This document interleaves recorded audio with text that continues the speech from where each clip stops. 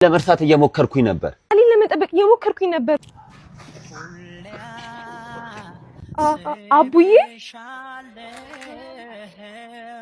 ኪያዬ ምን ሆነ ነው? እዚህ ምን ትሰራለህ? ባንቺ ምክንያት ነው እንደዚህ ሆንኩት። ይሄን ነገር እኮ ላይ ነው ተጸየፈው ነበር።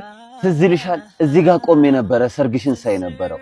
የነገርሽኝን ቃላቶች እያስታወሱ ቃል የገባሽልኝ እያሰብኩ እዚህ ጋር ነበር።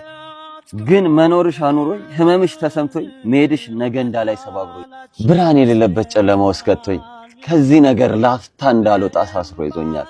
አውቃለሁ ጎድቻለሁ፣ ግን ይሄን ነገርን አቁም። አንቺ የለሽማ ያንቺን አይንማ ማየው እዚህ ውስጥ ነው። የዛን ይረጋጋለሁ። ቃሌን ለመጠበቅ እየሞከርኩኝ ነበር እኮ።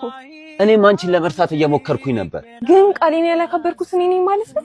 ቤተሰቦቼ ለብር ብለው ከማይሆን ሰው ጋር አጋብተውኝ እሱም እርጉዝ ሆኖ ጥሎኝ ሄደ። ለካ እውነት ነው የአባት ዳለ ልጅ የሚባለው። የእሱን ህይወት እኔ ላይ ደገመብኝ። ያለ አባት አስቀረው ልጄ። እኔ ሆነዋለሁ። ብቻሽን አይደለሽ። ቃሌን ህልሜን እንድኖር እድል ስጪኝ። ቃሌ እምነት ዕዳ ነው ለጠብ